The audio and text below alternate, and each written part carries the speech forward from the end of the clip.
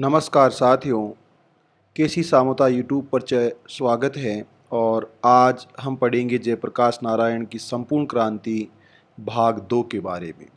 तो साथियों, हमने देखा कि जयप्रकाश नारायण की पुस्तक संपूर्ण क्रांति जो 6 अध्यायों में लिखी गई है, और इन 6 अध्यायों में से 2 अध्यायों पर हमने बातचीत की भारत की आज की स्थिति और समस्याओं का हल, इसके बारे में। आज के इस भाग 2 में हम पढ़ेंगे जयप्रकाश नारायण की संपूर्ण क्रांति के तीसरे अध्याय लोकतंत्र के बारे में, और चौथे अध्याय संपूर्ण क्रांति के विभिन्न पहलू के बारे में, और तीसरे व्याख्यान में हम कार्यक्रम और मेरे तरुण मित्रों को संबोधन जो किया गया है उसके बारे में पढ़ेंगे। तो आइए पढ़ते हैं। जयप्रकाश नारायण संपूर्ण क्रांति राजनीतिक स्वरूप में कैसे उसको अभिव्यक्त करते हैं, जिसे लोकतंत्र के नाम से जाना जाता है। लोकतंत्र एवं प्रतिप्रभावी शक्तियाँ, चूँकि हमारा देश पिछड़ा हुआ है मित्रों, इसलिए इस देश में पॉलिटिक्स का, राजनीति का, पावर का, सत्ता का, गवर्नमेंट का जो बड़ा स्थान है, वैसा स्थान दुनिया के जो विकसित देश हैं उनमें नहीं है।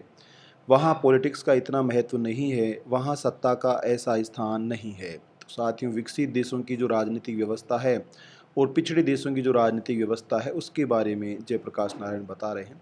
अपना देश पिछड़ा हुआ है, इसलिए बावजूद इसके कि हमने लोकतंत्र की स्थापना की है, विकसित देशों के लोकतांत्रिक समाज में जो काउंटर वेलिंग फोर्सेज, यानी परस्पर एक दूसरे को प्रभावित करने वाली, एक दूसरे को काबू में रखने वाली शक्तियाँ होती हैं, वे यहाँ विकसित नहीं हुई हैं। विकसित समाज में एक इंफ्रास्ट्रक्चर होता है, जनता और सत्ता के बीच में, नीचे और ऊपर के बीच में कई तरह की, कई सतहों पर विभिन्न प्रकार की शक्तियाँ रहती हैं, भिन्न भिन्न प्रकार के बनाव रहते हैं जो लोकतंत्र को ठीक रास्ते पर चलाने की गारंटी होते हैं। इनमें से पहली शक्ति है प्रबल प्रतिपक्ष, यानी मजबूत विपक्ष होना। ऐसा प्रभावी प्रतिपक्ष सत्ताधारी पक्ष की दोष को, ऐब को दूर करता रहता है। निक्सन ने भ्रष्टाचार किया, उसका इम्पीचमेंट होने की नौबत आ गई, लेकिन यहाँ कोई किसी का इम्पीचमेंट कर दे। आज तक नागरवाला केस का कोई भेद खुल पाया है? ये कोई मामूली बात है कि 60 लाख रुपया किसी के टेलीफोन पर दे दिया जाए, किसी आदमी को जिससे जान पहचान भी नहीं, न किसी अकाउंट में लिखा हुआ, न कोई बैंक में जमा है वह अकाउंट, इसका भेद कोई खुला है। जेपी यहाँ भारत में भ्रष्टाचार जो भारतीयों के खून में, रग रग में जम गया है, उसके बारे में बातचीत कर रहे हैं। और देश के किसी पत्रकार को या किसी दैनिक पत्र को ये हिम्मत है कि उसके वह पीछे पड़े। नागरवाला भी मर गए, जो डीएसपी उसकी इंक्वायरी कर रहे थे वे भी शायद एक एक्सीडेंट में मारे गए, वह दिहाई बंद हो गया। एक वाटरगेट अमेरिका में हुआ तो यह हालत है, यहाँ तो दिन रात वाटरगेट हैं। बिहार में कितने वाटरगेट हुए हैं कुछ ठिकाना नहीं। अपने यहाँ संतुलित पार्टी सिस्टम नहीं है, पश्चिम में संतुलित पार्टी सिस्टम है, एक पार्टी सत्ता में है, दूसरी विपक्ष में है। लेकिन इस हालत में कि अगले चुनाव में इनको अपदस्थ कर दे सकती है। लेबर पार्टी को डर है कि गलत कदम उठाए तो कंजर्वेटिव पार्टी हमको अगले चुनाव में हरा देगी। फोर्ड को डर है कि डेमोक्रेट्स आ जाएंगे, तो एक बराबर का जोर है पहलवानों में, कभी एक दूसरे को चित कर देता है तो कभी दूसरा पहले को चित कर देता है। यहाँ एक तरफ कांग्रेस है, एक बड़ा भारी हाथी, और दूसरी तरफ छोटी छोटी पार्टियां हैं। उनको चूहा कहा जाए तो वे नाराज़ होंगे, लेकिन वे छोटे छोटे हैं, ऐसे हैं कि आपस में मिल नहीं पाते हैं, टूटते ही जाते हैं, टूटते ही जाते हैं। कम्युनिस्ट पार्टी जैसी एक संगठित पार्टी टुकड़े टुकड़े हो गई, नक्सलपंथी अब 4 पंथों में हो गए, पता नहीं और कई पंथ हो जाएंगे। समाजवादियों का यही हाल है, कांग्रेस का हाल यही देखा हमने। जनसंघ एक दूसरी संगठित पार्टी है, उसमें भी बलराज मधोक साहब ने अलग कर लिया। पता नहीं अपने देश में क्या ये बुराई है, इस अनबैलेंस पॉलिटिकल सिस्टम में करेक्टिंग फोर्स नहीं है।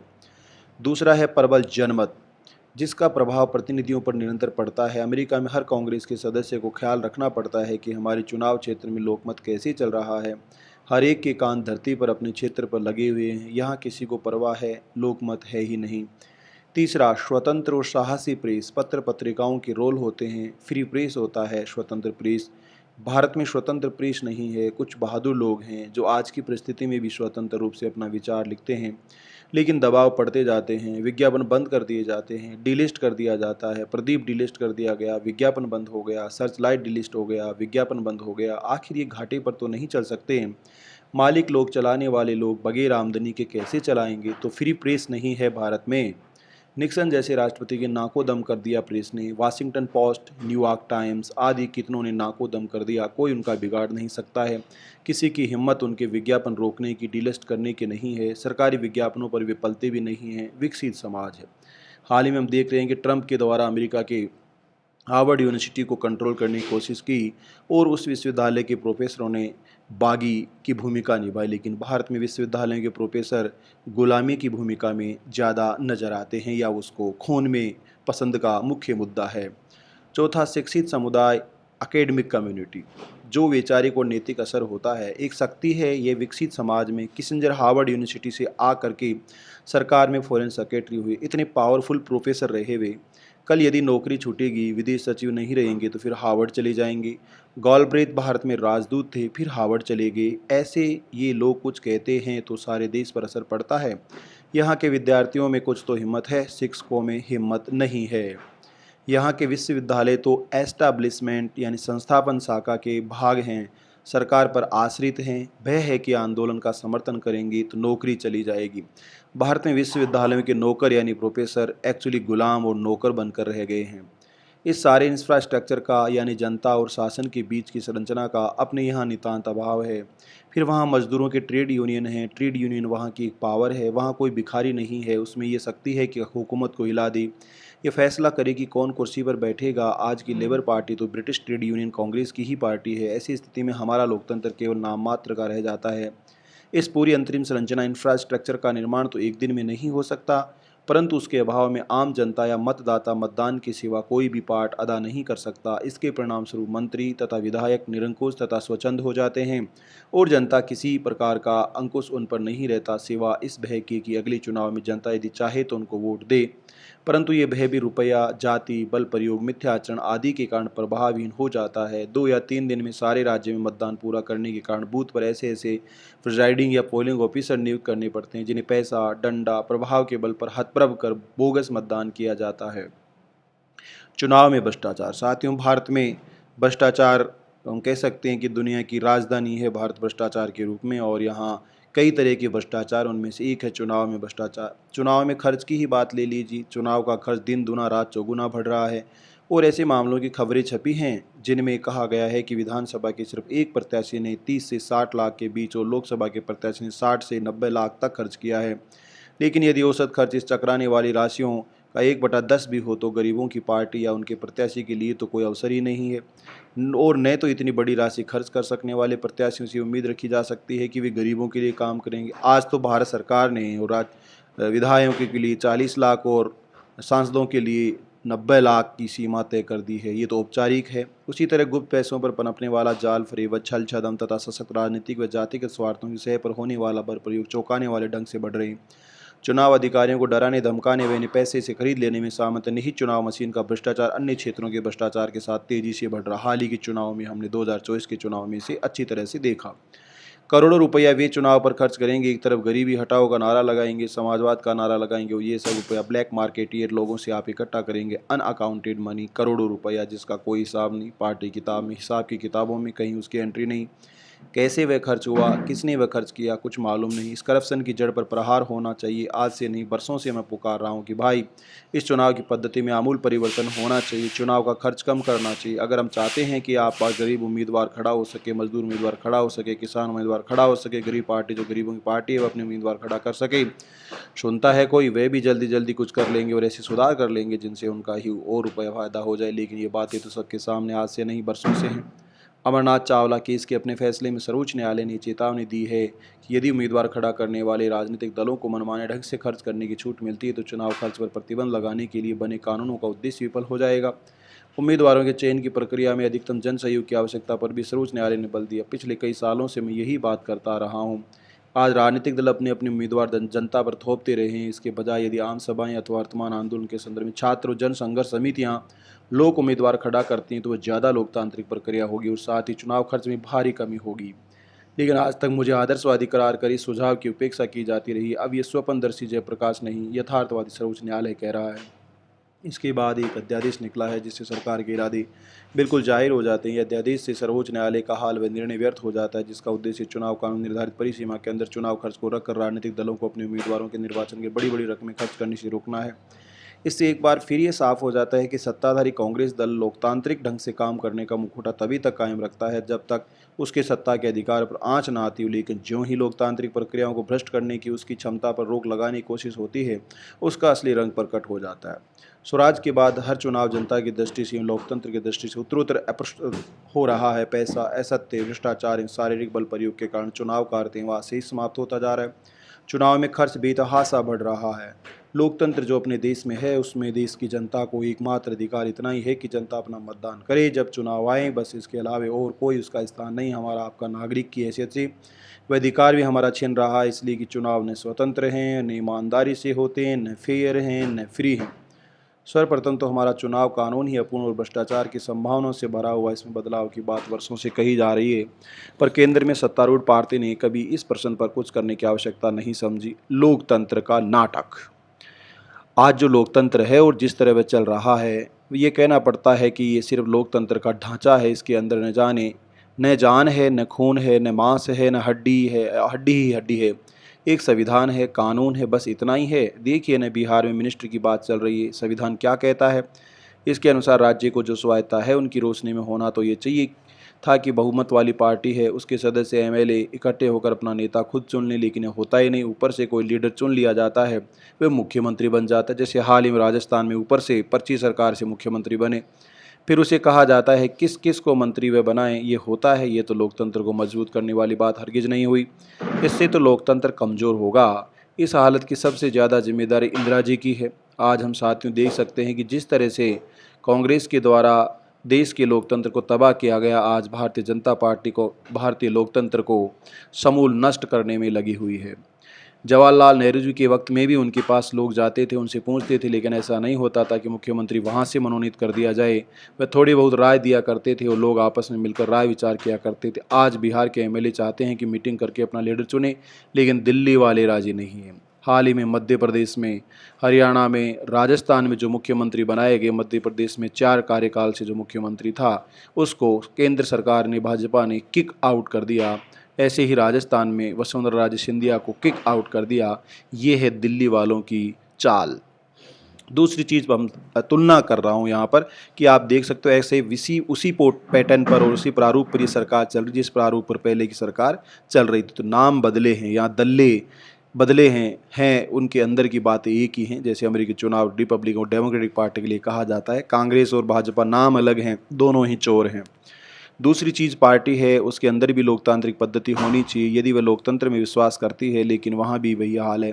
अध्यक्ष कौन होगा ये भी दिल्ली से तय होता है। मुझे राजनीतिक दलों से कोई चिढ़ नहीं है, उन सब का वर्तमान लोकतंत्र में अपना स्थान है, परंतु आज जो राजनीतिक दल सत्ता में हैं वे सत्ता में ही बने रहने के, और जो सत्ता में नहीं हैं वे सत्ता प्राप्त करने के ही आकांक्षी हैं।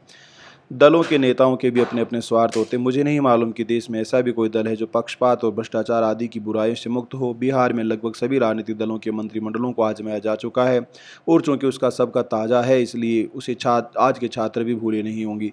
ऐसी कोई पार्टी है जो छाती पर हाथ रखकर कह सकती है कि हमारी पार्टी में भ्रष्टाचार नहीं है, चुनाव में भ्रष्टाचार हमारी पार्टी नहीं करती, या हमें ब्लैक मनी नहीं मिलता। जो सत्ता में है उनको ज़्यादा मिलता होगा, जो सत्ता में नहीं है उनको कम मिलता होगा। चुनाव पद्धति ही दोषपूर्ण है। तीसरी बात, जयप्रकाश नारायण कहते हैं कि अब चुनाव के परिणामों को ही ले लीजिए।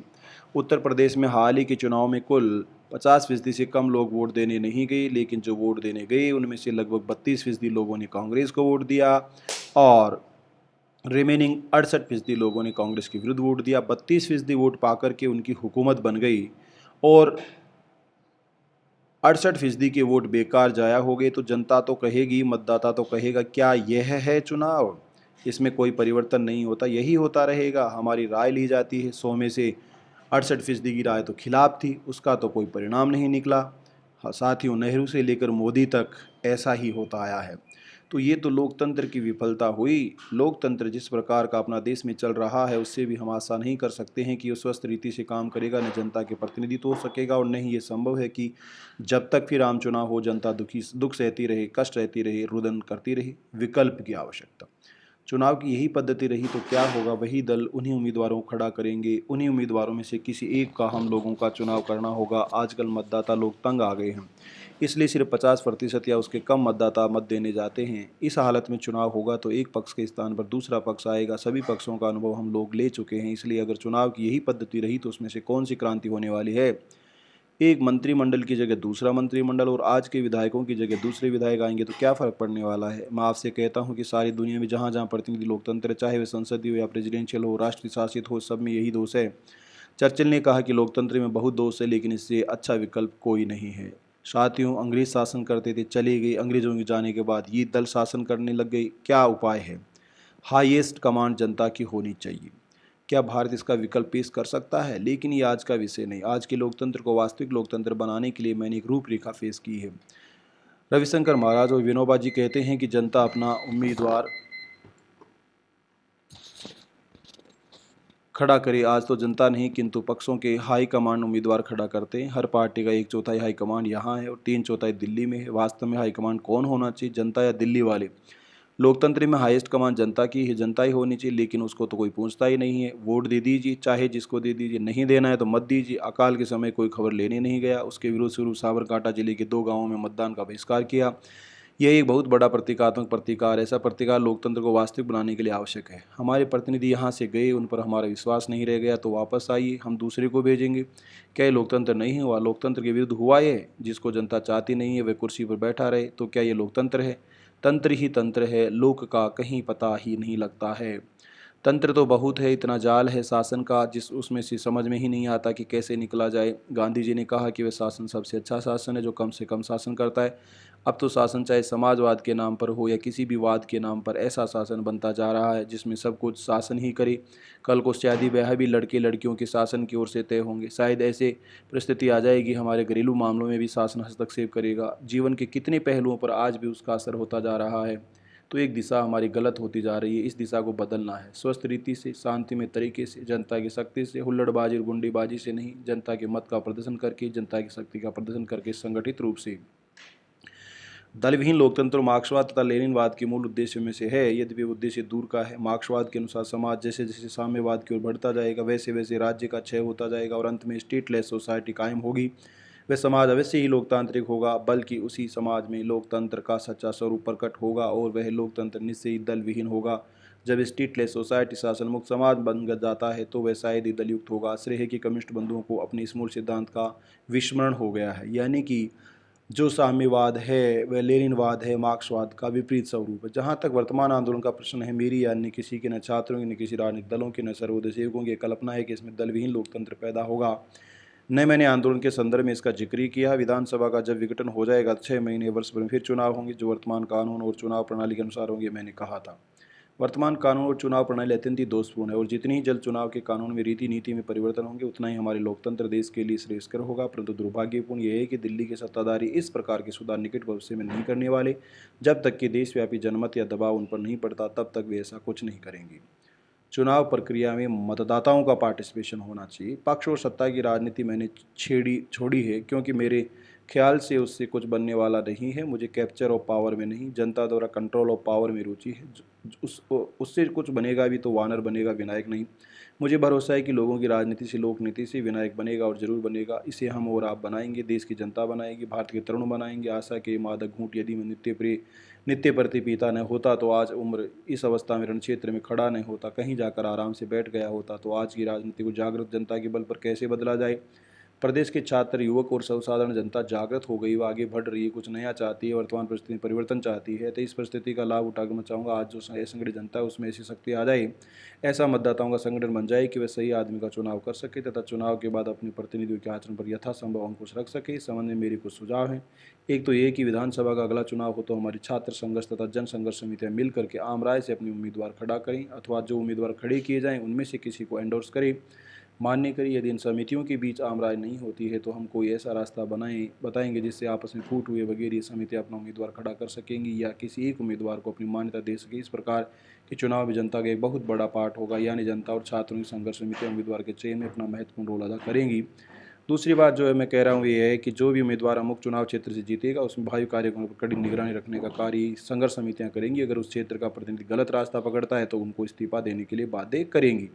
इस प्रकार जनता का अंकुश इन लोगों के ऊपर होगा और आज की तरफ श्रृंखला, आज की तरह इनको सुस्वचन वे नहीं रह पाएंगे। मतदाताओं को कैसे संगठित किया जाए? आज जितना लोकतंत्र है उसमें जनता का स्थान बहुत छोटा है। इतना केवल है कि वह जब चुनाव होंगे, निर्वाचन होगा तो मतदान की पेटी में लोग जा करके अपना मतपत्र डालें। बस न उम्मीदवार के चयन में जो उनको चुनकर प्रतिनिधि बनकर गया है, न उसके ऊपर कोई अंकुश या निमंत्रण रखने में, न उससे कोई लेखा जोखा मांगने में जनता को अधिकार है। जनता के प्रतिनिधि हैं लेकिन जनता कोई अंकुश नहीं, ये दूर होना चाहिए। और मैं उम्मीद करता हूं कि संघर्ष के द्वारा दूर होगा। अगर जनता आपको नहीं चाहती तो इस पद पर आपको रहने का क्या अधिकार है। आज के लोकतंत्र में सबसे बड़ा दोष ये है कि अपने प्रतिनिधि के लिए उम्मीदवार खड़ा करना और उस पर नियंत्रण रखना जनता के हाथ में नहीं है। लोकतंत्र में हकीकत तो आज ये है कि सर्वसत्ता संपन्न शीर्ष की ओर से शक्ति शून्य बुनियाद की ओर सत्ता प्रवाहित। तो हमारा लोकतंत्र बहुत संकुचित आधार पर टिका हुआ ये एक ऐसे उल्टे पिरामिड की तरह है जो सिर के बल खड़ा है। इसलिए इस प्रकार की आज की व्यवस्था की बुनियाद से ही बदलने का मैं हिमायती हूँ। केवल ये तथ्य है कि हर बालिग भारतीय को वोट देने का हक है। शासन पद्धति के पिरामिड को व्यापक आधार नहीं दे देता। करोड़ों की संख्या में बिखरे हुए व्यक्तिगत मतदाता बालू का कणों में ऐसे ढेर की तरह हैं जो किसी भी संरचना की बुनियाद नहीं बन सकते। इन बालू का कणों को तो ईंट या कंक्रीट में रूपांतरित करके ही इनसे किसी भवन के स्तंभों का निर्माण किया जा सकता है। इसके लिए लोग जहाँ एक साथ रहते हैं, जहाँ उनके जीवन की हलचल साथ साथ होती है, ऐसी जीवंत इकाइयों में जाकर लोक शक्ति बननी पड़ेगी। ये इकाइयाँ बालू के ढेर या भीड़ जैसे न हो, बल्कि एक ऑर्गेनिक मास हो, जीवंत समूह है, परंपरा अवलंबित समूह है। भारत में तो अभी 82% लोग ऐसे प्रत्येक समाज गाँवों में बसते हैं जिनकी आंखों में लाज शर्म शीश है। इन गाँवों की शक्ति जगाकर उससे ही उनकी समस्याएं सुलझानी है। आज ये शक्ति कुंठित है, सुसुप्त है, उसे जागृत करना है, सुसंगठित करना है। गांव गांव में ग्राम सभाएं बनानी होंगी। हर पोलिंग बूथ पर मतदाताओं का मतदान मंडल बनाना होगा। ये पहला काम। दूसरी बात थी ग्राम सभा प्रतिनिधि मंडल की। मान लीजिए एक चुनाव क्षेत्र में 100 ग्राम सभाएं हैं। प्रत्येक ग्राम सभा अपनी जनसंख्या के अनुपात में 1, 2, 3 या 4 प्रतिनिधि पसंद करती है। इस प्रकार 100 गाँवों में से 300 प्रतिनिधि गाँव के लोगों ने पसंद की। वे लोग किसी पक्ष के नहीं होंगे। इन सब प्रतिनिधियों को मिलाकर एक ग्राम सभा प्रतिनिधि मंडल बनेगा और ये मंडल अपने चुनाव क्षेत्र के लिए एक लोक उम्मीदवार को पसंद करेगा। गुजरात में रविशंकर महाराज ने सुझाया कि एक मोरल हाईकमांड लेते कुछ सत्ता की ओर से उम्मीदवार पसंद किए जाएंगे। चुनाव क्षेत्र के भले सेवक लोग होंगे, उनको बुलाकर पूछेंगे। चयन चाहे ग्राम सभा प्रतिनिधि मंडल करे या संघर्ष समितियां करे, नैतिक हाईकमांड करे, उम्मीदवार ईमानदार एवं गरीबों की सेवा करने वाले हैं, ये तो देखना ही पड़ेगा। उम्मीदवार पसंद करने के लिए भी एक पद्धति ये प्रतिनिधिमंडल अपना सकता है। यथासंभव सर्वानुमति से ही वह किसी एक को पसंद करेगा। वह भी नहीं हो सका तो प्रोसेस ऑफ एलिमिनेशन की प्रक्रिया से पसंद करेगा। उदाहरणार्थ 5-6 आदमी उम्मीदवार के लिए खड़े हैं तो 3-4 बार मतदान करा के जिसको सबसे कम मत मिले उसको छांटते जाना चाहिए। अंत में जो रहा उसी को नियुक्त किया जाए। समान मत 2 आदमियों को मिले तो चिट्ठी डालकर निर्णय किया जा सकता है। इस ग्राम सभा प्रतिनिधिमंडल का भी 5 साल का कार्यकाल रहेगा और विधायक उसके प्रति जिम्मेदार रहेगा। हम लोगों को सोचना चाहिए कि ये दलीय पद्धति क्यों आई। एक आवश्यकता की पूर्ति के लिए वो आई थी। लोकतंत्र के लिए पक्ष पद्धति अनिवार्य है। ऐसा सोचकर जानबूझकर इसे किसी नहीं बनाया है। वे संसदीय जनतंत्र मतदाता पर आधारित और मतदाता है बालू के कण की तरह बिखरे हुए, इसीलिए दल आया। किंतु अगर आपके मतदाता संगठित हो जाते हैं, मतदाता परिषद ठीक से काम करने लग जाती है तो पार्टियों की आवश्यकता नहीं रहेगी। विधायक मतदाता परिषद के प्रति जिम्मेदार रहेगा और मतदाता परिषद 5 साल तक कायम करेगी। विधायक अपने काम की रिपोर्ट नियमित ढंग से परिषद को देता रहेगा। परिषद विधायक के लिए आम सभाओं का आयोजन करेगी। इस प्रकार मतदाता और विधायकों का संपर्क कायम रहेगा। मान लीजिए किसी विधायक के खिलाफ भ्रष्टाचार का आक्षेप हुआ तो मतदाता और मतदाता परिषद उसको जवाब तलब करेगी। जरूरत महसूस हुई तो विधानसभा से इस्तीफा देने के लिए भी कहेगी। विधायक उस पर अमल नहीं करता है तो उसका सामाजिक बहिष्कार किया जाएगा और अन्य अहिंसक उपाय भी किए जाएंगे। जाति और वर्ग की भावना से ऊपर उठकर लोकतंत्र में जनता के अधिकारों करते हुए जागरूक प्रहरी के रूप में काम करने वाले निर्दलीय व्यक्ति आंदोलन की भाषा में संघर्ष समितियों में सदस्य हों। प्रत्येक मतदान केंद्र की जनसमितियां आम राय से चुना हुआ अपना एक प्रतिनिधि विधानसभा निर्वाचन समिति के लिए भेजें। सामान्यतः एक निर्वाचन क्षेत्र में 1000 मतदान केंद्र होते हैं। इस आधार पर प्रत्येक निर्वाचन क्षेत्र में 1000 जनसमितियां होंगी, एक विधानसभा निर्वाचन समिति होगी। इस प्रकार किसी निर्दलीय स्थायी समिति के बगैर हमारे लोकतंत्र की वर्तमान दलीय पद्धति ने तो सच्चे प्रतिनिधि लोकतंत्र की गारंटी दे सकती है, न जन आकांक्षा के अनुसार लोकतंत्र चल सकता है। प्रत्येक मतदान केंद्र की जनसमितियों में उन क्षेत्रों के युवकों और विद्यार्थियों का प्रतिनिधित्व हो सकता है। उन्हें 50% प्रतिनिधित्व भी दिया जा सकता है। ये जनसमितियाँ किसी भी दल के पक्ष विपक्ष नहीं होंगी, चाहे वे विरोधी दल हो या शासकीय दल हो। वे सिर्फ जन समर्थक होंगी। ग्राम सभा प्रतिनिधिमंडल या संघर्ष समिति विधानसभा निर्वाचन समिति उम्मीदवार का चयन करें एवं अपने प्रतिनिधि पर अंकुश रखें। इस दोहरे नियंत्रण के फलस्वरूप ढांचे में 2 कदम बढ़ते, जनता का भी सक्रिय योगदान पार्टिसिपेशन बढ़ता है। चुनाव आते आते सारा उत्साह ठप हो गया, ठंडा पड़ गया, जोश निकल गया तो फिर क्या होगा। और अगर जोश कायम रहा और इस चुनाव में अच्छा परिणाम हुआ तो भी 5 वर्ष के बाद क्या होगा। 52% में जो उत्साह था आज वह देखने आता है कहीं। वह जो वातावरण का 49 था का 52 वह आज देखने में आता है। उसके लिए क्या इलाज है आपके पास। इसके लिए मतदाता परिषद निर्वाचन समिति की जरूरत है। मतदाता परिषद निर्वाचन समिति वॉच डॉग का काम करेगी, उनका नियंत्रण रहेगा। उनसे ये मांग करेगी समिति हर विधानसभा क्षेत्र की समाप्ति के बाद, अगर बीच में हो सके तो बीच में, विधायक से कहेगी आप आइए, हम रिपोर्ट दीजिए। अगर आप किसी पार्टी में हैं तो ठीक है, उसका भी व्हीप सुनिए, लेकिन हमारा जो व्हीप है वह भी आप ध्यान में रखिए। यद्यपि आपके दलीय नेता यदि आप दल के हो तो प्रति आपकी वफादारी हो सकती है, परंतु जनता के प्रति आपकी वफादारी का स्थान आपकी दलीय वफादारी से ऊपर होना चाहिए। हमारे भी आप प्रतिनिधि हैं। आप वहाँ स्वार्थ में और पद लोलुपता में मत फंसिए। अगर आप फंसेंगे तो राइट ऑफ रिकॉल संविधान में हो या न हो, अपने प्रतिनिधि को वापस बुलाने का कानूनी अधिकार हो, नहीं वैधानिक संवैधानिक हो या नहीं हमारा जन्मसिद्ध अधिकार है। हम ऐसी परिस्थिति पैदा कर देंगे, आपका जीतना दुर्लभ हो जाए, असेंबली विघटित हो जाएगी। उसके बाद क्या होगा? प्रथा यही है कि लोकतंत्र की पार्टियां हैं, इनको पसंद करो न पसंद करो तो विधानसभा के विघटन से संभावना यही कि वर्तमान कानून तथा नियम आदि के अंतर्गत ही पुनर्निर्वाचन होगा। इसलिए प्रश्न उठता है, जैसा कि पिछले सप्ताह में कई बार उठा भी है, उस हालत में विधानसभा के विघटन से क्या लाभ होगा? मुझे खेद है कि इसका उत्तर पिछले दिनों मैंने बार बार दिया, पर उसको समझने की कोशिश थोड़ी लोगों ने की। बार बार मुझसे सवाल होता है कि जयप्रकाश नारायण वर्तमान चुनाव पद्धति और विधानसभा के चुनाव का कौन सा विकल्प पेश कर रहे हैं? ये विकल्प चूंकि नए ढंग का है, जो घिसे पिटे राजनीतिक चिंतन से भिन्न है, इसलिए वो लोगों की समझ में नहीं आता। अगर मैं ये कह दूं कि मेरा विकल्प ये है कि मैं इस आंदोलन और संघर्ष में जगह नई पार्टी का निर्माण करूंगा, तो सब लोग मेरी बात आसानी समझ लेंगे और उसके बाद मेरी आलोचना शुरू हो जाएगी कि ये आदमी केवल अपनी सत्ता के लिए छात्र और जनता के आंदोलन का दुरुपयोग कर रहा है। लेकिन नई पार्टी बनाना तो जिस गड्ढे में रेत में हम पड़े हुए हैं उसी में फिर से गिरना है। लेकिन जब मैं कोई नई बात कहता हूँ तो उसकी समझने की कोशिश कम होती है या होती ही नहीं। तो क्या ये है मेरा कहना संक्षेप में? ये है कि आज की परिस्थिति में आम जनता को, आम मतदाता को केवल इतना ही अधिकार प्राप्त है कि चुनाव में अपना मतदान करे, परंतु मतदान प्रक्रिया न तो स्वच्छ और स्वतंत्र होती है, न उम्मीदवारों के चयन में मतदाताओं का हाथ होता है, और न चुनाव के बाद प्रतिनिधियों पर उनका कोई अंकुश रहता है। मैं ऊपर कहते हुए विकल्प द्वारा इन दोनों कमियों को दूर करने का प्रयत्न करूंगा। आलोचक यही जानते हैं कि राज्य व्यवस्था की को या तो बल प्रयोग से समाप्त किया जाए या उनकी बुनियादी स्थिरता को धक्का लगाए बिना उसका अंदर से सुधार किया जाए। पश्चिमी राजनीति शास्त्र को ये दो ही पर्याय मालूम है। इस विश्लेषण के चौखट में गांधी फिट नहीं बैठता। उन्होंने एक नया ही शस्त्र ईजाद किया, मानव की अच्छाई में मेरे विश्वास का।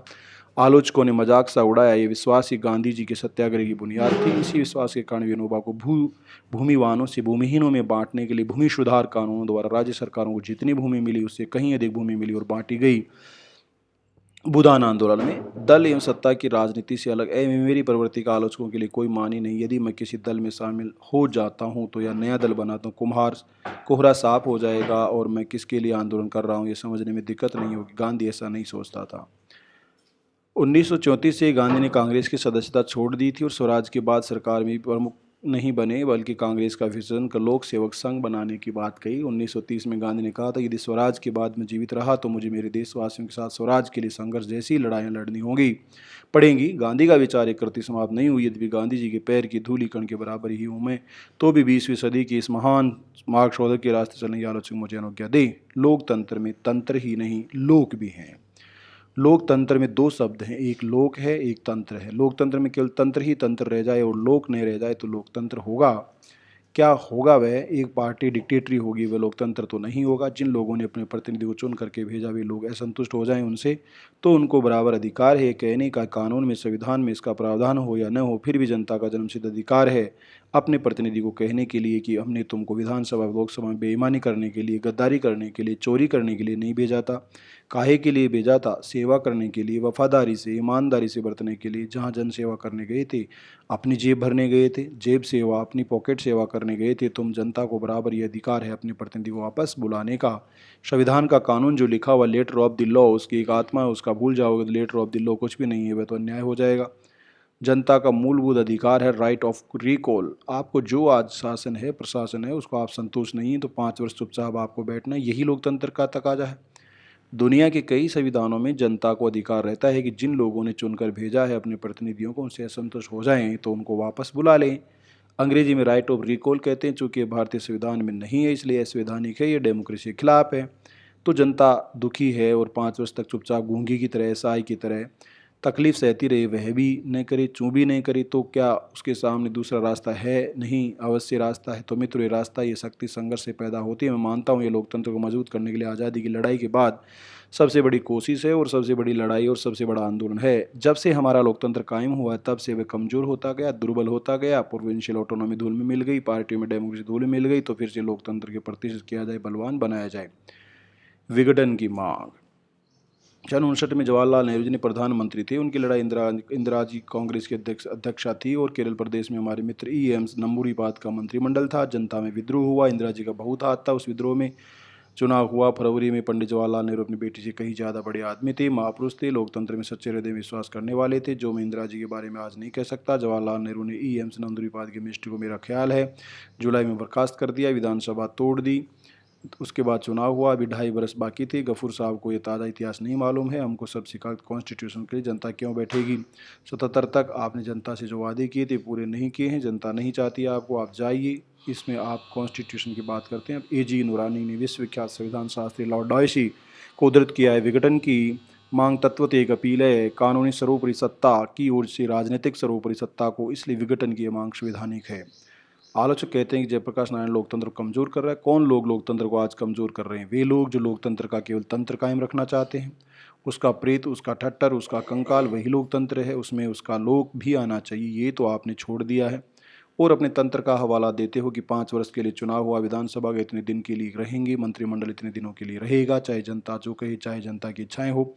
लोग की अवहेलना करके लोकतंत्र नहीं चलेगा। आपने देखा नहीं निक्सन का क्या हाल हो। ये कोई छोटी घटना इतिहास की नहीं मित्रों, ये कि राष्ट्रपति अमेरिका का जो राष्ट्रपति पद पर था, जो दुनिया का सबसे शक्तिशाली पद है, अगर उसका कोई मुकाबला कर सकता है तो रूस की कम्युनिस्ट पार्टी के प्रधानमंत्री का पद जाना पड़ा ना उसको। कैसे जनमत ने उसको निकाला, सारी रिपब्लिकन पार्टी उसकी पार्टी उसके खिलाफ हुई। तो मित्रों, ये लोकतंत्र को मजबूत करना है, कमजोर नहीं करना है। हम मजबूत कर रहे हैं, हमारा ये दावा है। एक एक नागरिक को यह कहने का अधिकार है कि विधानसभा विघटित हो और फिर से चुनाव हो। जिस प्रतिनिधि को जनता ने चुनकर भेजा वे बेईमानी करता है, दल बदल करता है या कोई कांड करता है तो जनता उसको वापस बुला सकती है। मतदाता स्थानीय रूप से मीटिंग करके प्रस्ताव पास कर सकते हैं। सभा में अगर बहुत बड़ा मतभेद हो तो 50, 60, 40 इस प्रकार लोग आमने सामने हो तो प्रतिनिधि को शंका का फायदा मिलना चाहिए। लेकिन लगभग सब लोग सर्वसम्मति से कहते हैं तो वह इस्तीफा क्यों नहीं देगा। संविधान में लिखित अधिकार नहीं है तो क्या हुआ। प्रतिनिधि का अपने मतदाताओं के प्रति कोई नैतिक उत्तरदायित्व नहीं है। इसलिए आज की हालत में प्रजा के हित में, राज्य के हित में, सिद्धांत के हित में, शुद्ध और शासन के हित में विधानसभा के विसर्जन की मांग करने का सबको अधिकार है। सरकार की दमन नीति। मैं नहीं जानता कि अंग्रेजी सरकार के ज़माने में भी इस प्रकार का व्यवहार कभी हुआ हो, जैसा विधानसभा विघटन की मांग करने के लिए जनता के शांतिपूर्ण प्रदर्शनों के साथ किया गया। रेलों से उतार दिए गए, बसों से उतार दिए गए, टिकट था उनके पास। डेमोक्रेसी की बात करते हैं लोकतंत्र में, डेमोक्रेसी में जनता को अधिकार नहीं है। जहाँ भी चाहे वे शांतिपूर्ण सभा करें अपनी, जहाँ भी चाहे शांतिपूर्ण प्रदर्शन करें। राज्यपाल के यहाँ जाना हुआ तो लाखों की तादाद में जाएं, असेंबली के सामने जाएं, उनको पूरा अधिकार। हिंसा करें कोई तो दूसरी बात। एक तो है संगठित हिंसा, दूसरी है संगठित लूट मारें, क्रोध, बहादुरी, गलत कल्पनाओं की कणपत्थरबाजी, ठेलाबाजी, इक्के दुक्के वाहनों को आग लगाना, इस प्रकार की छोटी हिंसा। इन दो में विवेकयुक्त फर्क करना चाहिए सरकार को। सरकार ऐसा कर रही हो ऐसा कोई सबूत नहीं। नतीजा ये होता है कि सच्चे गुनहगार पकड़े नहीं जाते और दूसरे जिनमें निरपराधियों का अंतर्भाव मारे जाते। अपनी हिंसा को नियंत्रित रखना सरकार को सीखना चाहिए। हमसे मिलने आए पुलिस उच्च अधिकारी ने कहा कि मैंने दीक्षित जी के मुंह से सुना है जयप्रकाश नारायण न होते तो बिहार जल गया होता।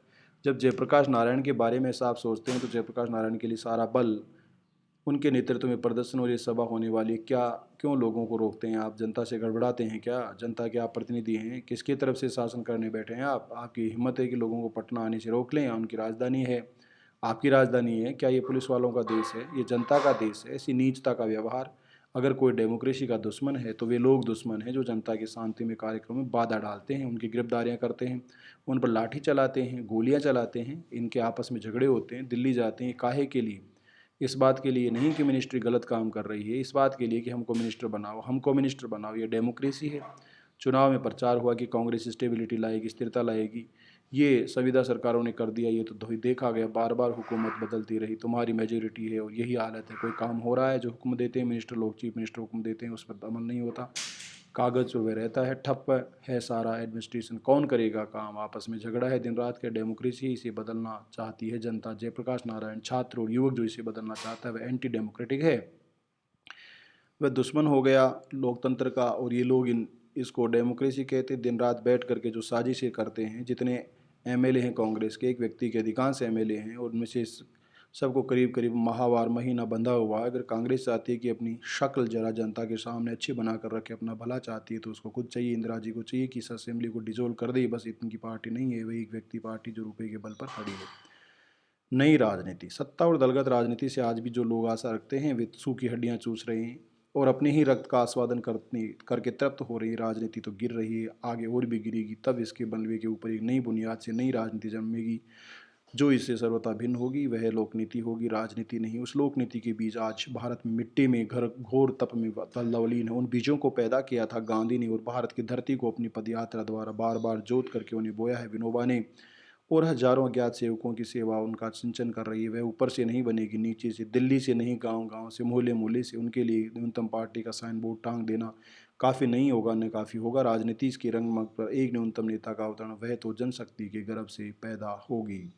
ये थे जयप्रकाश नारायण के लोकतंत्र से संबंधित विचार। अब हम पढ़ेंगे जेपी की संपूर्ण क्रांति के विभिन्न पहलू कौन कौन से हैं। Total revolution of Jayaprakash Narayan.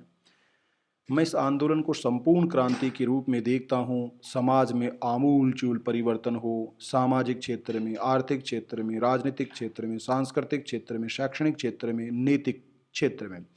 साथियों, सामाजिक परिवर्तन 1, आर्थिक परिवर्तन 2, राजनीतिक परिवर्तन 3, सांस्कृतिक परिवर्तन 4, शैक्षणिक परिवर्तन 5, नैतिक परिवर्तन 6। इन 6 क्षेत्रों में परिवर्तन को ही टोटल रिवॉल्यूशन, कुल क्रांति, समग्र क्रांति, संपूर्ण क्रांति जेपी ने कहा है। एक नया समाज इसमें से निकले, जो समाज आज के समाज से बिल्कुल भिन्न हो, उसमें कम से कम बुराइयां हो। हम ऐसा भारत चाहते हैं जिसमें सब सुखी हो और अमीर गरीब का जो आकाश पाताल का भेद है वह न रहे, जो शोषण है वह न रहे या कम से कम हो। समाज की बुराइयां दूर हो, इंसाफ हो। जो आर्थिक परिवर्तन हो उसका फल ये हो कि जो सबसे नीचे के लोग हैं, जो सबसे गरीब हैं, चाहे वे खेती और मजदूर हो, भूमिहीन हो, मुसलमान हो, हरिजन हो, आदिवासी हो, ये जो सबसे नीचे हैं इनको पहले उठाना चाहिए। 27 वर्षों में जो कुछ हुआ वह उल्टा हुआ। गरीबी बढ़ती गई और अमीरी भी, और दोनों का फर्क भी बढ़ता गया। भूमि सुधार के कानून भी पास हुए परंतु भूमिहीनता बढ़ती गई, घटी नहीं। पहले जितने परसेंटेज में भूमिहीन थे उससे आज अधिक हैं। ये क्रांति जो आरंभ हुई है अगर सफल होती है तो ये सब उसमें से निकलेगा। समाज की बुराइयां, छुआछूत, जात पात के झगड़े, सांप्रदायिक झगड़े सब समाप्त होने चाहिए। हम सब हिंदुस्तानी हैं, हम इंसान हैं, ये विचार फैलना चाहिए। सबके दिल में इसकी जगह होनी चाहिए। हमारे कार्य में, हमारे जीवन में ये प्रत्यक्ष होना चाहिए, केवल जुबान पर नहीं जैसा आज हो रहा है। और इसी तरह चूंकि इसमें छात्र हैं, मैंने इनसे अक्सर कहा है कि हिंदू समाज में, मुस्लिम समाज में भी शायद किसी रूप में हो जो ये तिलक दहेज की प्रथा है। अगर ये आंदोलन सफल हुआ तो ये चलना भी बंद होगा। इस तरह मैं दूर तक देखता हूँ जो सर्वोदय की मंजिल है, जो समाजवाद की मंजिल या साम्यवाद की मंजिल है, सब एक तरह की ही बात करते हैं। तरीके, रास्ते अलग अलग हैं और हो सकते हैं। मैं इस आंदोलन को वहाँ ले जाना चाहता हूँ। ये क्रांति है मित्रों, संपूर्ण क्रांति, टोटल रिवॉल्यूशन। नंबर 1 पर है सामाजिक क्षेत्र में बदलाव यानी सोशल रिवॉल्यूशन। ये जो क्रांति है उसके उद्देश्य तभी पूरे होंगे जब समाज में संपूर्ण क्रांति होगी। संपूर्ण क्रांति का मतलब है कि समाज का परिवर्तन हो, समाज की कुरीतियों का भी परिवर्तन हो, तिलक दहेज की प्रथा भी खत्म हो। लड़के बैल और घोड़े नहीं हैं। ये बैठे हैं आप लोग यहाँ, वे कहेंगे हमको बेटी की भी शादी करनी है। लड़का वाला तिलक मांगता है, अगर अपने बेटों के लिए तिलक नहीं लेंगे तो हम कहाँ से देंगे। तो सब बेटे वाले और सब बेटी वाले समझ जाएं कि क्रांति की सफलता होती है तो आपके लड़के बैल नहीं हैं, घोड़े नहीं हैं जो बाजार में आपको बेचना है। ये अत्यंत निंदनीय है। वह भारतीय संस्कृति हमारी यहाँ थी जिसमें सीता ने वरमाला पहनाई थी रामचंद्र को। स्वयंवर इस देश में होता था, लड़की अपना वर स्वयं जहाँ चुनती थी वहाँ आज लड़के के पिता के पास लड़के वाले लोग जाते हैं तो लड़के के पिता कहते हैं जरा लड़के को समझा लीजिए, मैं तो राजी हूँ। और लड़के महाराज के पास गए तो वे ये नहीं पूछते हैं कि लड़की कैसी है, कहाँ तक पढ़ी है। कहते हैं कि साहब हमको तो फॉरेन भेज दीजिए, विदेश भेज दीजिए यात्रा में, हमको एम्बेसडर गाड़ी दे दीजिए। अब इन लड़कों से पूछो अभागों से कि मोटरसाइकिल से शादी करोगे कि एम्बेसडर से, तुमको बीवी चुननी है कि साइकिल चुननी है बेवकूफ़ों। इतना पतन हुआ है समाज का कि कुछ ठिकाना नहीं। क्या बिहार के रहने वाले हो, पूछा जाएगा तुमसे तुम अपनी शादी में तिलक लोगे, कहो कि नहीं लेंगे। मैं तो आगे जाकर कहूँगा कि जाति पाति का भेद मिटाओ, विजातीय ब्याह करो, सजातीय हो, गोत्र हो, ये हो वह हो, नाना प्रकार का ढकोसला रख लिया है तो हिंदू समाज में कभी था नहीं। संपूर्ण क्रांति का इस सामाजिक पहलू हमारे यहाँ रह चुका है। हमारे देश में जब अंग्रेजी राज्य अपना कदम जमा रहा था उस समय प्रथा नहीं थी। उस समय के अंग्रेजों के लेफ्टिनेंट गवर्नर आदि ने चिट्ठियाँ लिखी हैं ईस्ट इंडिया कंपनी को, जिसमें लिखा है कि यहाँ तो कोई दहेज की प्रथा नहीं, कोई डायरी डावरी सिस्टम नहीं। इसका मतलब ये है कि बीमारी हाल ही में पैदा हुई है। गुलामी के साथ साथ ये बीमारियां पैदा हुई। जब हमारे समाज में जीवन था, शक्ति थी, तब हम दूसरों को हजम कर सकते थे, आक्रमणकारियों की संस्कृतियों को हजम कर लेते थे, आत्मसात करके भारतीय बना लेते थे उनको। 100 बरस के बाद पता नहीं चलता था कि किधर से आए हैं, भारतीय हो गए। उनकी संस्कृति हमने ले ली, जो अच्छा था वह ले लिया, जो बुरा था वह छोड़ दिया। ऐसा नहीं कि हमारी संस्कृति में उस सब समय सब अच्छा ही था, कुछ बुरा भी था। अस्पृश्यता मिट के रहेगी तो संपूर्ण क्रांति में सारे समाज का परिवर्तन होगा। ऊंच नीच का भेद मिटना चाहिए। जो हरिजन है वह भी इंसान है, जिसकी सृष्टि हम हैं उसी भगवान ने उनकी सृष्टि की है। हम ऊंचे हैं, वह स्पर्श है, वह नीचा है, उसको पाखाना साफ करने को कहेंगे। तानाशाही हो अगर इन हरिजनों की तो क्या नियम बनाएंगे ये लोग? ये ब्राह्मण, क्षत्रिय, भूमिहार, कायस्थ, लाला, ये बनिया सब लोग हमारे पाखाने साफ करें, ऐसा कहेंगे नहीं। उनका राज होगा तो, चूंकि आपका राज है, उनको दबा के रख दिया है। वे दलित शोषित हैं, न समाज में उनकी इज्जत है न कद्र है। चातुर्वर्ण्य मया सृष्टम गुण क्रम विभाग से, ये भगवान ने कहा था। चातुर्वर्ण की सृष्टि हमने की गुण कर्म का विभाग देख करके। तो पंडित जी पंडित बने हुए हैं तथा गुण और कर्म उनके चमार के हैं, फिर भी पूज्य होना चाहेंगे। चांडाल के गुण हैं पर होना चाहेंगे वही 1 नंबर के दुराचारी व्याभिचारी पंडित। सबको नहीं कह रहा हूँ, कितने ऐसे मिलेंगे आपको अन्यायी लोभी, लेकिन ब्राह्मण कुल में पैदा हुआ इसलिए गोड़ लागी बाबा जी, गोड़ लागी पंडित जी, चरण स्पर्श होगा तो कौन सा गुण कर्म ब्राह्मण का है उनमें। आज मैं देख रहा हूँ बिहार में संघर्ष के चलते नारी शक्ति पैदा हो रही है। जब आप सोचिएगा ये सारी सुधार क्या क्रांति नहीं? हम चाहते हैं कि जीवन हमारा बदल जाए, फिर बिहार उस जगह पहुँच जाए जिस जगह सम्राट अशोक के ज़माने में था। संपूर्ण व्यवस्था और व्यक्ति साथ साथ बदलेंगे। ये संघर्ष मिनिस्ट्री के इस्तीफे के लिए और विधानसभा के विघटन के लिए नहीं, ये तो संपूर्ण क्रांति के लिए संघर्ष है। संपूर्ण क्रांति सारे जीवन की क्रांति है। उस तरफ हमें कदम बढ़ाना है। समाज बदलना है मित्रों। समाज के एक अंग को बदल दीजिए और बाकी का ज्यों का त्यों सड़ा गला समाज लेकर फिर आगे बढ़ें, ऐसा होने वाला नहीं है। ये अंग भी सड़ जाएगा। इसलिए सारे समाज के कलेवर को बदलना है, उसकी आत्मा को बदलना है, तब होगी समग्र क्रांति। इन विचारों पर अमल करना आसान नहीं होगा। अमल करने के लिए बलिदान करना होगा, कष्ट सहना होगा, गोली और लाठियों का सामना करना होगा, जेलों को भरना होगा, जमीनों की कुर्कियाँ होंगी, ये सब होगा। ये क्रांति है मित्रों और संपूर्ण क्रांति है। विधानसभा का विघटन तो एक मंजिल है जो रास्ते में है। दूर जाना है, दूर जाना है। जवाहरलाल नेहरू के शब्दों में, अभी न जाने कितने मीलों इस देश की जनता को जाना है उस स्वराज को प्राप्त करने के लिए जिसके लिए देश के हजारों लाखों जवानों ने कुर्बानियाँ की हैं, जिसके लिए सरदार भगत सिंह, इनके साथी, बंगाल के सारे क्रांतिकारी साथी, महाराष्ट्र के साथी, देश भर के क्रांतिकारी साथी गोली के निशाना बने या तो फांसियों पर लटकाए गए। जिस स्वराज के लिए देश की लाखों लाख जनता बार बार जेलों को भरती रही है। इस बात को ध्यान में रखना है कि संघर्ष केवल सीमित उद्देश्यों के लिए नहीं हो रहा, उसके उद्देश्य तो बहुत दूरगामी है। भारतीय लोकतंत्र को रियल यानी वास्तविक तथा सुदृढ़ बनाना, जनता का सच्चा राज कायम करना, समाज से अन्याय शोषण आदि का अंत करना, एक नैतिक सांस्कृतिक तथा शैक्षणिक क्रांति करना तथा नया बिहार बनाना और अंततोगत्वा नया भारत बनाना है। मित्रों, जैसा प्रारंभ में मैं कह चुका हूँ, ये संपूर्ण क्रांति है, टोटल रिवॉल्यूशन है और इसके आप अगुवा हैं। ये बड़ा कठिन है परंतु आपकी सफलता निश्चित है, क्योंकि युग धर्म की पुकार है। हमारा आंदोलन संपूर्ण क्रांति के लिए है जिसमें व्यवस्था भी बदलेगी और व्यक्ति भी। और मैं मानता हूं कि इनमें कोई आगे पीछे नहीं, साथ साथ होगा। व्यक्ति समूह के लिए जिए और समूह व्यक्ति के लिए। यह एक दिन में नहीं होगा। कोई भी क्रांति एक दिन में नहीं होती है। इसलिए हमारी क्रांति आरोहण की एक प्रक्रिया होगी। पश्चिमी लोकतंत्र के कटघरे से निकलकर कुछ नया सोचें। हिंसा बनाम शांति, अक्ल से काम लीजिए। उस दिन जब मैं अस्पताल आया था तो भाई ये जो देहात थे मुझे कहने लगे कि आपने हमको कहा था कि शांति रखो शांति रखो, तो हमने शांति रखी। अब हम लोग क्या करें? यदि ये लोग अपनी बंदूकें रख देते तो हम इनके साथ निपट लेते। हम निहत्ते और वे भी निहत्ते, देखते कि क्या होता है उस लड़ाई में। या हमको वे बंदूक दे देते तो 10 को मारकर हम मरते। खून का बदला खून से लेंगे, ये भी सुना हमने। इस बारे में मैं आपसे कहना चाहता हूँ कि ठीक है, कुछ हिंसा हो सकती है। आज सीआरपी और बीएसएफ मिलाकर शायद 1 लाख बिहार में है। बिहार सैनिक पुलिस को छोड़ करके उसके बाद दानमपुर में आर्मी है बैठी हुई। हिंसा की लड़ाई हो तो कौन जीतेगा? आप बता दीजिए। आपके पास कितनी बंदूकें मिलेंगी, कितनी लाठियां मिलेंगी और कितनी पिस्तौल और कितने बम मिलेंगे? अक्ल से काम लीजिए। बुद्धि से काम लीजिए, खून का बदला खून से लेंगे। क्या बदला लीजिएगा, किससे लीजिएगा? शांति जनता की युद्ध नीति है। आप कहिएगा कि शांति शांति की बात गांधी वालों का शब्द है, विद्रोह गांधी वालों का खप्त नहीं है, ये युद्ध नीति है, आपकी जनता की युद्ध नीति है, स्ट्रेटजी है, इसके बगैर आपकी सफलता होगी नहीं। आप जहां एक हिंसा करोगे वहां वे 100 हिंसा करने के लिए तैयार, तो आप दिमाग से ये बात निकाल दो। लोकतंत्र के लिए शांति अनिवार्य शर्त। लोकतंत्र की लड़ाई है, सच्चा लोकतंत्र हम स्थापित करें। लोकतंत्र लाठी से कैसे स्थापित होगा, शांति के लिए बिना। जो ये समझते हैं कि गांधी वालों का ये खप्त है, जयप्रकाश नारायण का खप्त है, मैं उनसे ये पूछना चाहता हूँ कि चुनाव हो पटना सिटी में, चुनाव में लाठी चली तो क्या लोकतांत्रिक चुनाव हुआ?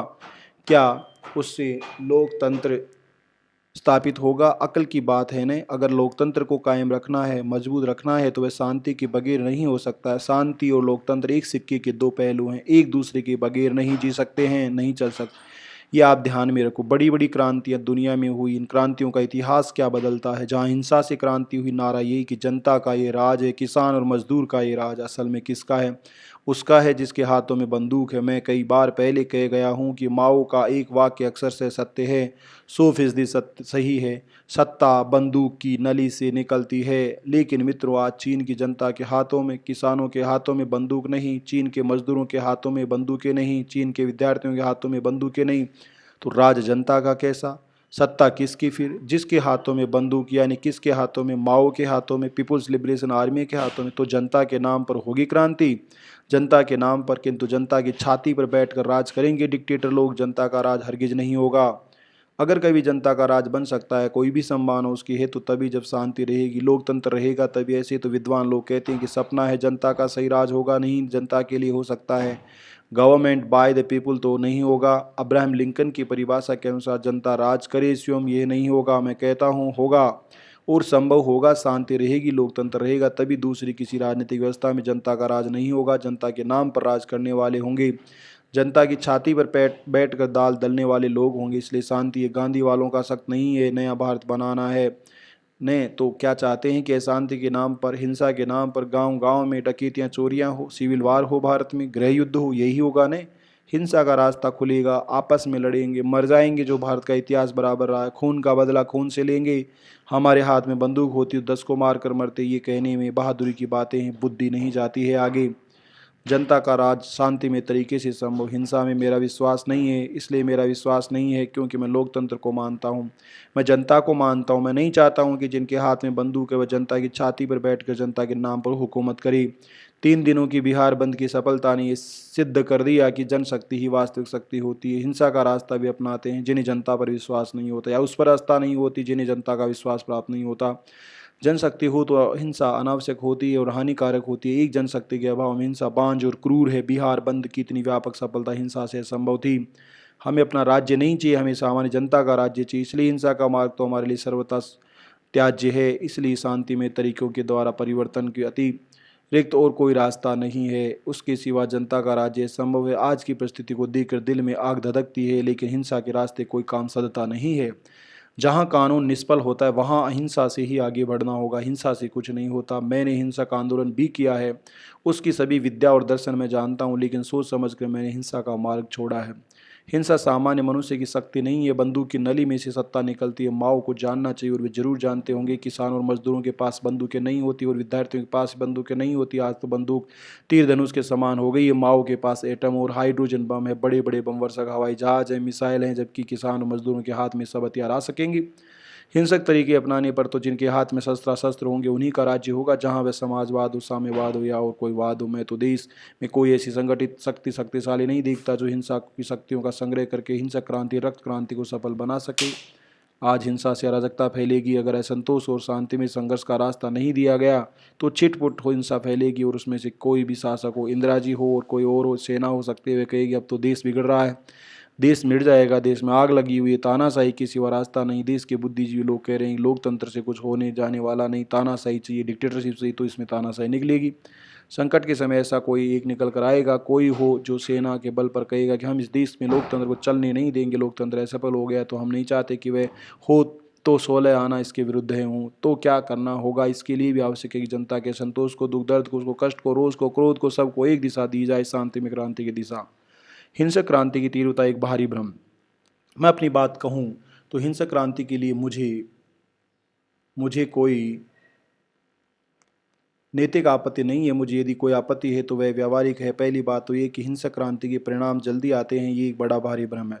कोई ये कहे कि रक्त क्रांति या हिंसक क्रांति से ज़्यादा जल्द होती है तो दुनिया की क्रांतियों का इतिहास देखने से ऐसे लगता नहीं। दुनिया की कोई भी कृष्ण क्रांति थोड़ी सा वर्षों में नहीं हुई है और आज तक अपने मूल उद्देश्यों तक नहीं पहुँच सकी।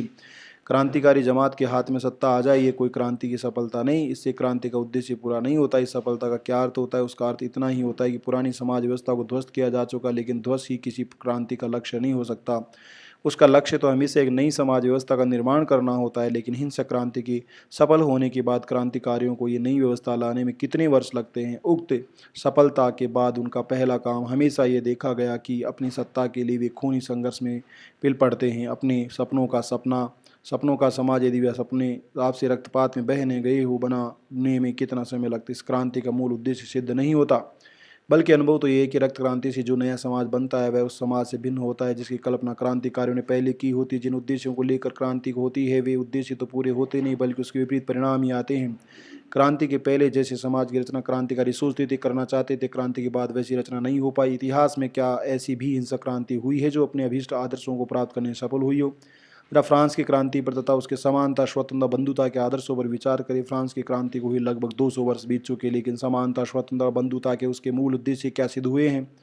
रूस की क्रांति को लगभग 55 वर्ष हुए हैं, लेकिन क्या वहाँ मजदूरों के हाथ में सत्ता आई है? लेनिन का प्रथम सूत्र था सर्वसत्ता सोवितो पंचायत, लेकिन आज वहाँ तरुण यहाँ की तरह मुक्त भाव से बोल चल नहीं सकते, इसीलिए उनको गुप्त रूप से बुलेटिन निकालनी पड़ती है। क्रांति को सफल हुए 55 वर्ष बीत गए, फिर भी यह स्थिति है। क्रांति का लक्ष्य हर व्यक्ति को आवश्यकता अनुसार मिले, आवश्यकता भर मिलेगा और हर व्यक्ति शक्ति भर समाज को देगा। रूस और चीन में जो हिंसक क्रांतियाँ हुई उनका भी लक्ष्य यही था।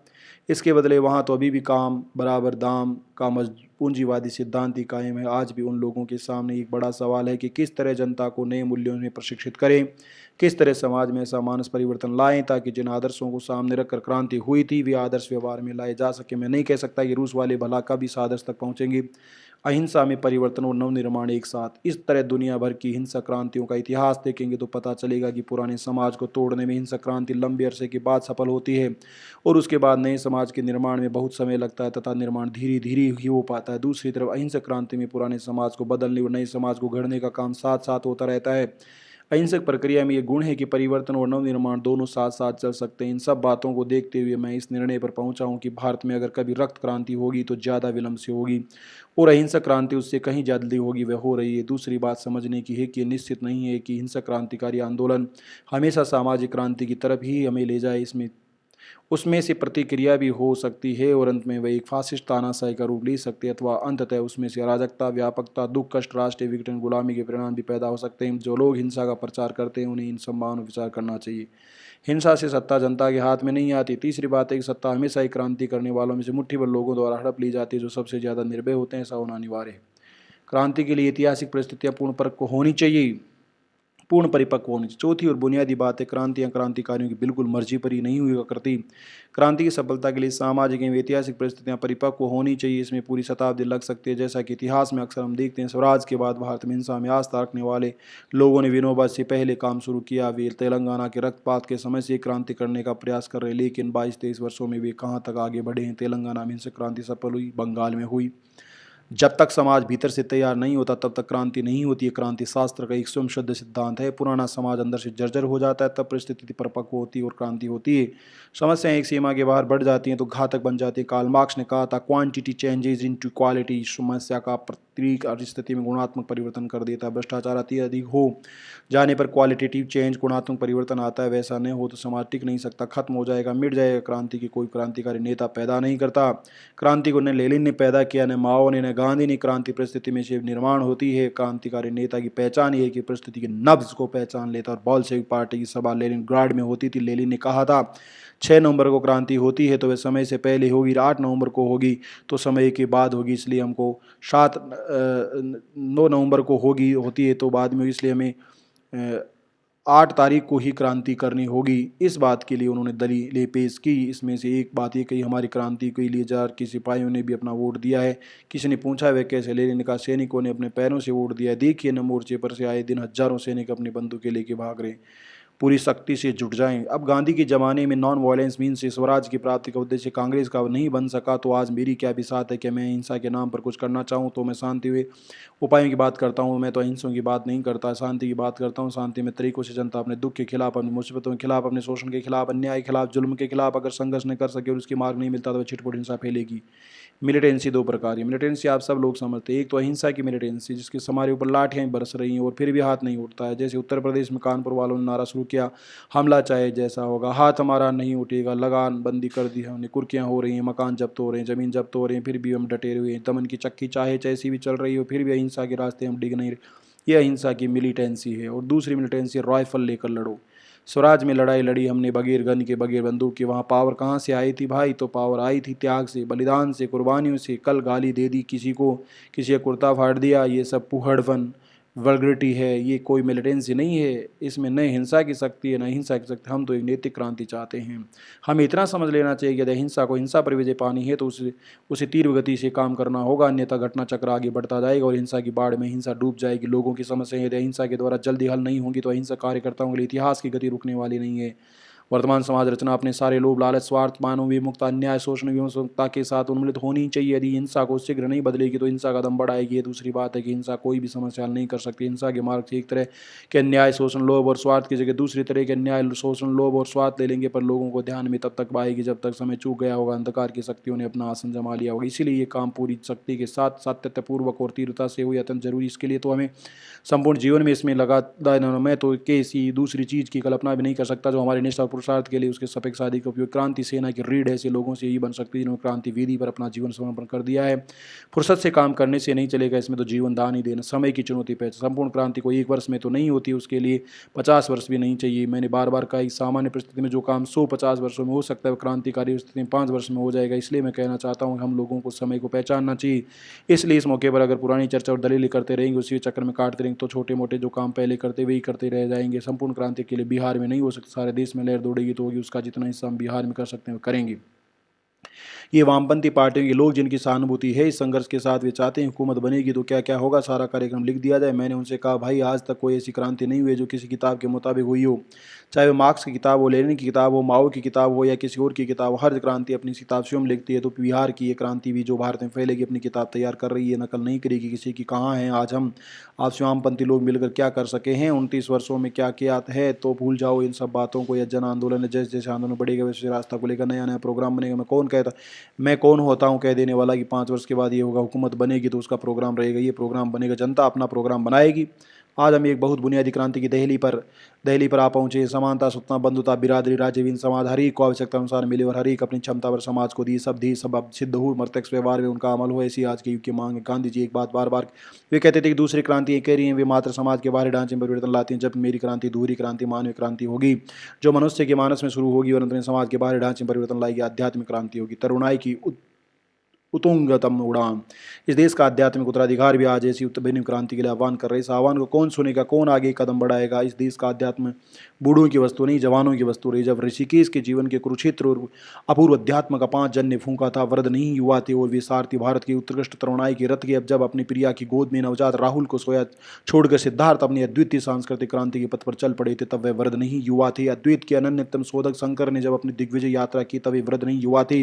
विवेकानंद ने शिकागो के रणक्षेत्र में जब वेदांत की सार्वभौम धर्म का उद्घोष किया था, वे वृद्ध नहीं युवा थे। गांधी ने दक्षिण अफ्रीका और रंगभेद के दावानल में कूद कर जब अध्यात्म का आग्नेय प्रयोग किया था, वे वृद्ध नहीं युवा थे। नहीं मित्रों, अध्यात्म बुढ़ापे की बुढ़ बस नहीं, तरुणाई की उतंडतम उड़ान है। इसलिए जिस अभिनव क्रांति की ओर मैंने इंगित किया है उसके सैनिक और सेनापति तरुण ही हो सकते हैं। सांस्कृतिक क्रांति के बिना भारतीयता का बचना दुष्कर प्रतीत हो रहा है। तो ये थी साथियों जयप्रकाश नारायण की लोकतंत्र और संपूर्ण क्रांति की आवाज़। अगले व्याख्यान में हम कार्यक्रम और मित्रों की अपील के बारे में सुनेंगे। आप सभी का बहुत बहुत धन्यवाद।